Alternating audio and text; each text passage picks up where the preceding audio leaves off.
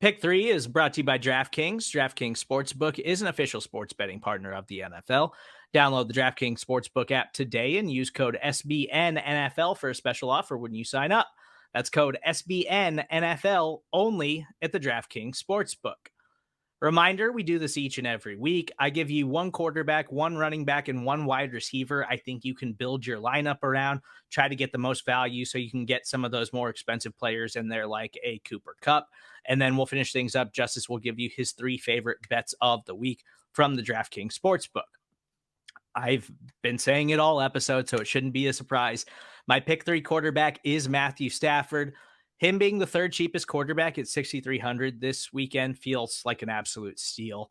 I know the Niners defense has been fantastic so far in the playoffs, but Stafford has been one of those guys who has impressed me as much as anyone so far in the playoffs. He threw 3 touchdowns in their week 18 matchup. He's got at least 2 scores in both playoff performances. That feels like his floor in the NFC title game. The questions I had about him coming into the playoffs have been answered. He's been absolutely lights out. The Rams, I know they want to run the football, but the way you win this game is by attacking the San Francisco 49ers defense through the air. I think you have to do that with Matthew Stafford. My pick 3 running back is Jerick McKinnon. At $5,100, I don't really understand why he's cheaper than Clyde based on what he's done so far in their 2 playoff performances. He's just been lights out, right? He has added a dimension to their offense that has been missing in this Andy Reid, Patrick Mahomes attack for the last couple of years. Andy Reid is one of the best coaches in the NFL when it comes to scheming up screen passes to those running backs. And the Chiefs haven't really been able to do that because they just don't use Clyde that way. Jerick McKinnon is that guy. He is a Damian Williams-esque type of running back, and they've been utilizing him that way. So even though Clyde's more healthy and he's coming off a strong performance, I love the value of Jerick McKinnon being $200 cheaper than Clyde. He's got a safe floor in their passing game, and he is going to have that role moving forward, I think. So he feels totally safe this week. He's got at least 6 targets in both playoff games. I love Jerick McKinnon. I think he's going to stay hot this week against the Cincinnati Bengals. My pick 3 wide receiver is Byron Pringle. It appears the Chiefs finally in the AFC title game have figured out who their number 2 wide receiver is. He's a bargain bin price at only $4,300. He's got 5 touchdowns in his last 5 games, including 3 touchdowns in the playoffs, and Mahomes seems to like targeting him near the goal line. So I think he's the safest Kansas City wide receiver outside of Tyreek Hill and Travis Kelce. So if you want to get parts of the Chiefs lineup, I don't think you can go wrong spending up for Tyreek Hill and Travis Kelce. I think Byron Pringle is the best value that you can get into your lineup. And, he's not going to, in all likelihood, not going to have like 150 yards or anything like that, but he's probably a safe, like 65, 70-yard wide receiver and a touchdown. I really like Byron Pringle. So that is my pick 3 wide receiver. Your pick 3 bets of the week, Justice.